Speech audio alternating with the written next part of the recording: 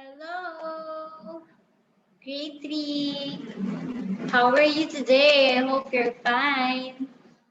Okay, before we start on our lesson for today, I hope you will watch this video mula umpisa hanggang matapos ang ating lesson sa science para maiintindihan nyo at masasagot nyo yung mga sagot sa ating libro at maging sa ating exam, grade 3. I hope you will watch this, ha? Okay, first, before we proceed to our lesson properly, let us pray, okay? Okay, close your eyes, bow our heads. Okay, Lord Jesus, we thank you for this day. Please guide us on our study and give us knowledge and wisdom. In Jesus' name we pray, Amen. Okay, grade 3. Before we proceed in our lesson, let's hear some song about science and our topic for today. I hope you will enjoy it. Let's watch and listen. And you can sing then. 1, 2, 3, 4, 5. Senses, let's explore our senses. We all have 5 senses. Let's count together. 1, 2, 3, 4, 5. Hey! 1. I can see with my eyes. I see you, you see me. I look all around. See, see, see. 2. I can hear with my ears. Stomping feet, clapping hands. Sounds are all around. Here, here, here. 3. I touch and feel with my skin. I feel hot, I feel cold. Soft, ruffle, smooth. Touch, touch, touch. 4. I can taste with my mouth. I taste the foods that I eat. Salty, sour, sweet. Taste, taste, taste. 5. I can smell with my nose. I can smell stinky cheese. But smelling pepper makes me sneeze. Achoo! Smell, smell, smell. Senses, let's explore our senses. We all have 5 senses. Let's count together. 1, 2, 3, 4, 5. Hey! Sight, sight, I can see with my eyes. Hear, hear, I can hear with my ears. Touch, touch, I touch and feel with my skin. Taste, taste, I can taste with my mouth. Smell, smell, I can smell with my nose. Senses, let's explore our senses. We all have 5 senses. Let's count together. 1, 2, 3, 4, 5. Hey! Senses, let's explore our senses. We all have 5 senses. Let's count together. 1, 2, 3, 4, 5. Hey! See, hear, touch, taste, smell. Yan, that is our song for today. I hope you enjoy it. Okay, grade 3. As we proceed to our lesson in science, I am your teacher, Teacher Mikey Taylor. Our lesson for today is taking care of the sense organs. Pag-aalaga ng ating sense organs. Ang ating 5 sense organs, di ba? Okay, open your book on science on page 67. Okay, the targets of our lesson is enumerate common ailments which may affect the sense organs and practice helpful habits in taking care of the sense organs. Yan, maisa-isa daw natin yung karaniwang karamdaman na pwede maka-apekto sa ating sense organs. At makasanayan natin yung magandang pag-aalaga ng ating or malusog na pangangalaga sa ating sense organs. Okay, on page 67 pa rin ang ating build background. Your sense organs should be in good condition. You should give them proper care. Knowing the common ailments that can afflict your sense organs would help you keep them healthy. You should also be careful to prevent accidents that can injure your sense organs. You should be thankful for having healthy sense organs. Okay, yung ating daw mga sense organs ay dapat daw ay naging nasa mabuting kondisyon. Dapat daw bigyan natin ng tamang pag-aalaga at sapat na pag-aalaga. Dapat alamin natin yung mga karamdaman na pwedeng maka-apekto sa ating sense organs.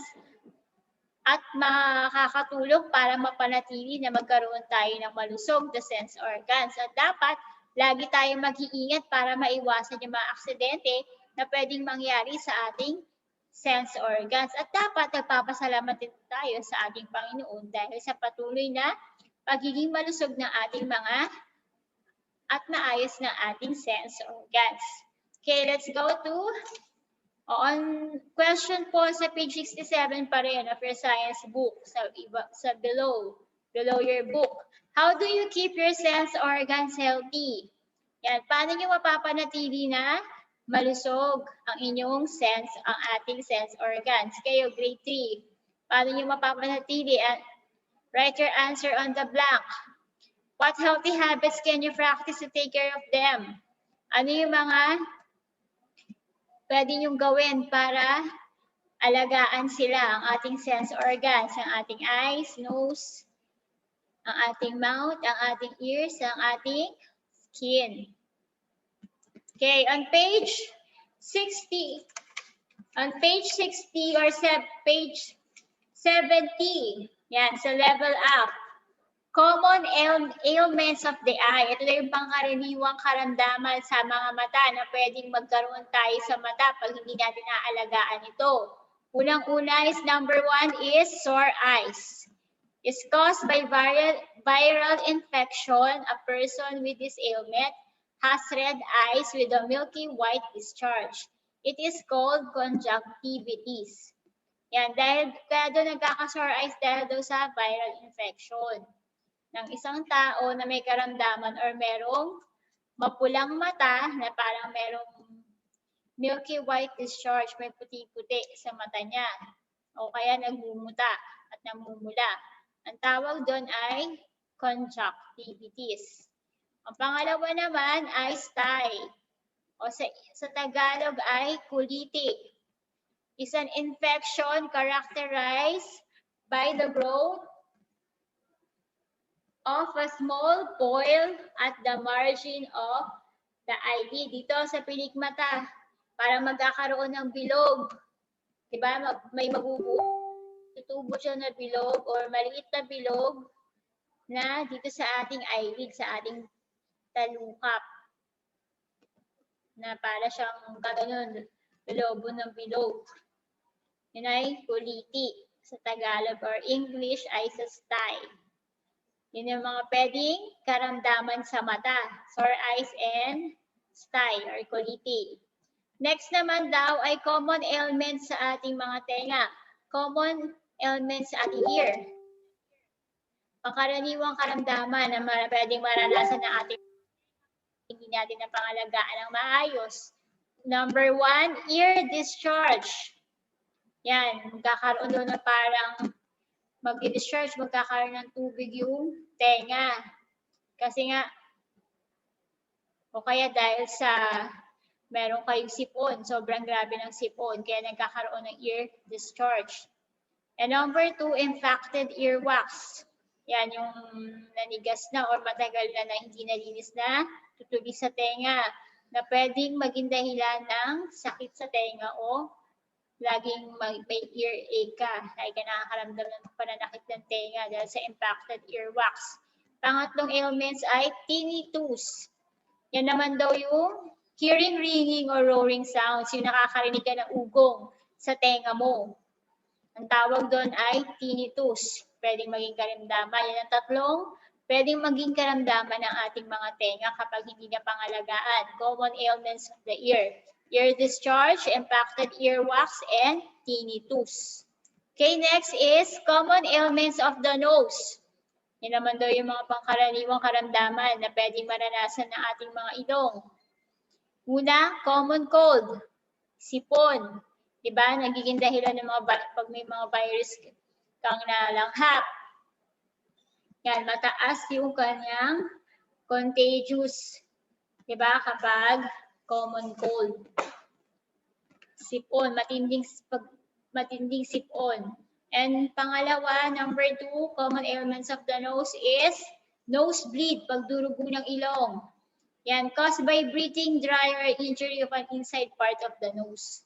Yan, kapag humihinga ka daw na dry yung paghinga mo, parang nahirapan ka huminga, o kaya merong parte sa loob ng inyong ilong na nasugatan, kaya pwedeng mag-nosebleed. And number 3 is allergic rhinitis. It's caused by a person's allergic reaction to pollen, which cause intense itchiness in the nose. The person with allergic rhinitis has teary eyes and watery discharge from the nose. O, pag allergic rhinitis naman, dahilan daw yan ng taong may allergy sa, nagre-react yung allergy niya sa pollen, yung sa, ano, ng mga tulot ng mga bulaklak. Yan, yung bulaklak niya na nangangati, nagiging dahilan ng pangangati ng ilong. Kaya nagkakaroon ng allergic rhinitis, nagkakaroon ng pagluluha ng mata, at yun nga, nagluluha din yung mata at nagtutubig yung ilong. Ibig sabihin may allergic rhinitis siya. Yun yung tatlong common ailments of the nose: common cold, nosebleed, allergic rhinitis. And next is common ailments of the tongue. Sa tongue naman daw, blister. Karaniwang karamdaman ng mga, o pwedeng maramdaman natin sa ating mga dila, blister, singaw, develops in a person's tongue due to infection or poor oral hygiene. Pag hindi ka malinis sa iyong bibig, pwede kang magkasingaw, hindi ka toothbrush lagi. Yan. Number 2, or nagka-infection ng iyong dila, pwedeng magkasingaw. And number 2, tongue irritation, inflammation. Nai-irritate yung mga dila at nag-i-inflammation o kulang daw sa, can be due to vitamin deficiency or tongue injury caused by accidental biting or care. Yan, kapag hindi daw o nakagat yung dila, yun, nagkakaroon ng inflammation, irritation, inflammation, or hindi ka nag-iingat sa pagkain, or sobrang kain ng mainit at maanghang na pagkain, pwedeng magkaroon ng irritation and inflammation yung dila. Next naman is the last common ailments of the skin naman. Yan, pag sa skin, boil or piksa, isang certain infection.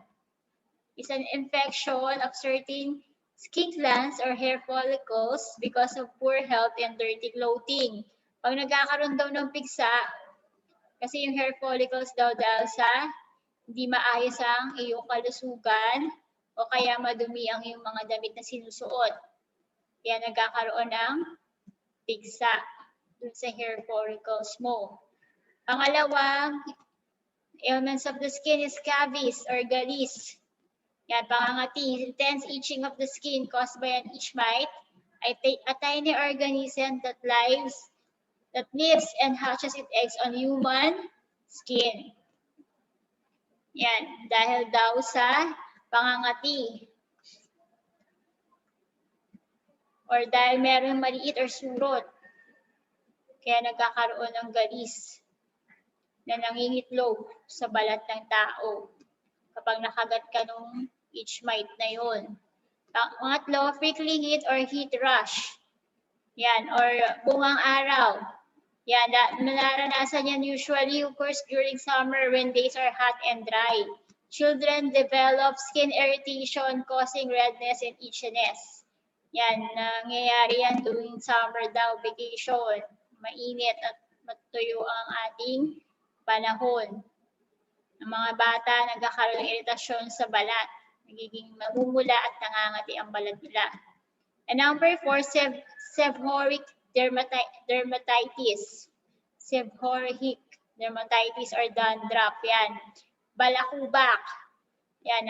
Is characterized by mild itching and presence of white dry scales on the scalp. May puti-puting scalp sa ating mga anit. Yun ay dandruff. So yan yung mga common ailments of the skin. Okay, pero meron namang helpful habits in taking care of your sense organs. Ito naman yung makakatulong na pwede niyong gawin sa pag-aalaga ng inyong sense organs. First is caring for the eyes. You should always utilize proper lighting when you read or do your homework. Dapat daw may magandang ilaw kapag nagbabasa kayo or nagbagawa kayo ng homework nyo, maliwanag na maliwanag yung ilaw. At when you read, the light source must be toward the book that you are reading. Kung nagbabasa daw, dapat yung liwanag ay nakatutok sa inyong libro na binabasa. Too much light may hurt your eyes. Kasi pag masyadong maliwanag, makakasakit sa inyong mata. Do not play with pointed objects. Huwag daw maglaro ng mga matutulis na bagay. At iwasan and avoid reading while lying on the bed or riding in a moving vehicle. Okay, iwasan daw yung magbasa habang nakahiga or nakasakay sa sasakyan. And when your eyes get itchy, do not rub them with dirty hands. O kapag makati daw ang ating mga mata, huwag kukuskusin ng maduming kamay natin dahil lalong mai-irritate ang inyong mga mata. Okay, next. Next, caring for the ears. You should always keep your ear clean. Diba? Laging panatilihing malinis ang ating mga tenga to be able to hear properly para makarinig tayo ng maayos. When clean the ears, avoid using a hard object like a hair clip or matchstick. Kapag nilinis daw ang inyong mga tenga, iwasan yung mga matitigas, di ba? O mga matutulis, yung katulad ng hair clip or matchstick. Avoid exposure to very loud or unpleasant sound because it can damage your eardrum. Iwasan daw yung ma-expose ang inyong tenga sa malalakas na tunog o hindi kaaya-ayang mga tunog kasi pwedeng masira ang ating eardrum.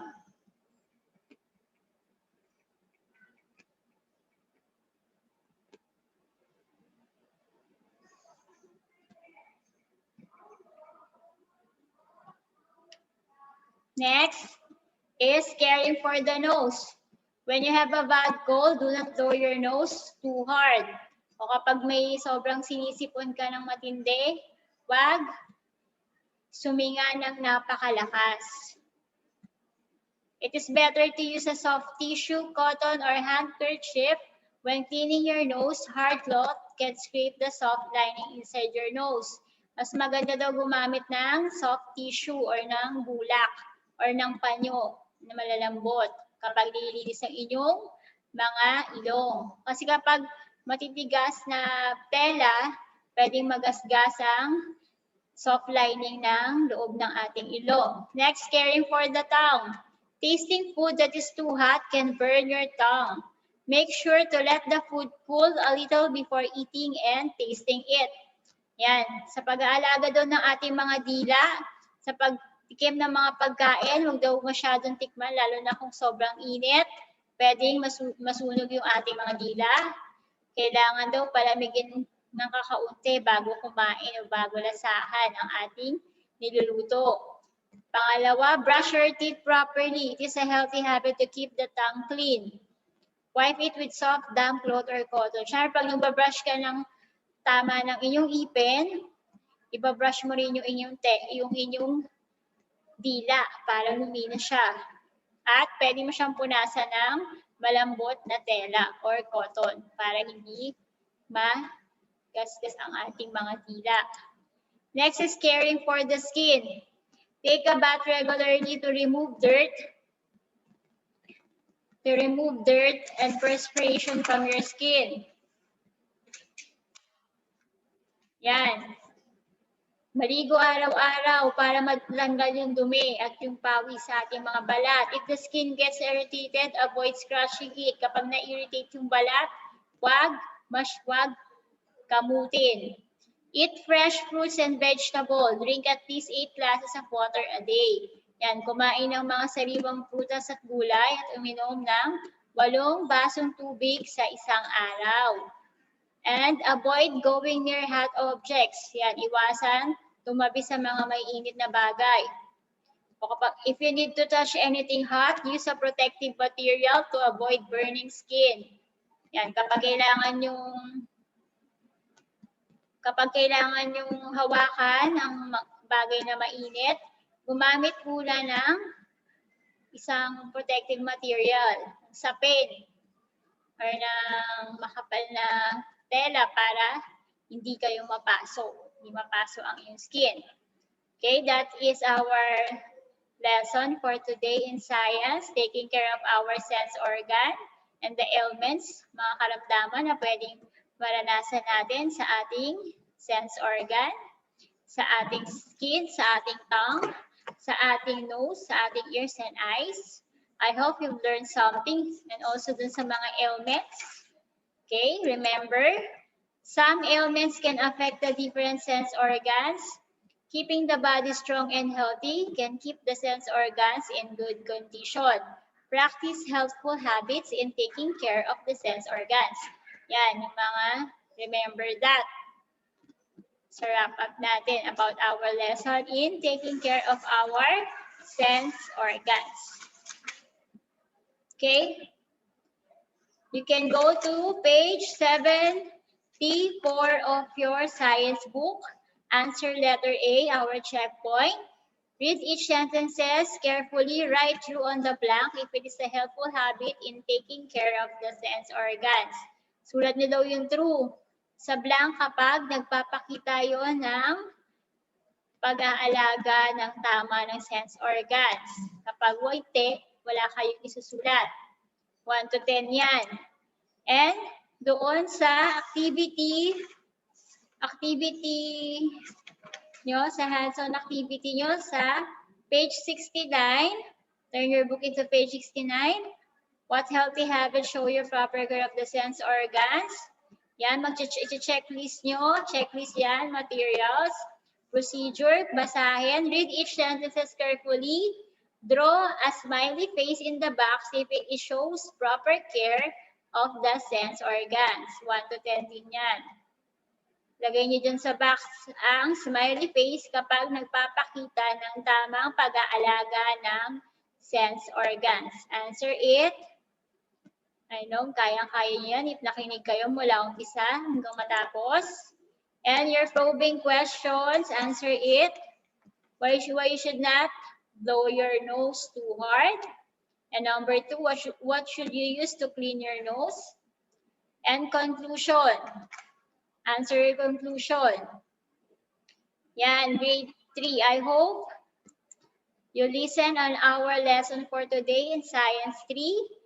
Our lesson is taking care of the sense organs. I hope you've learned something and you enjoy our song and our lesson.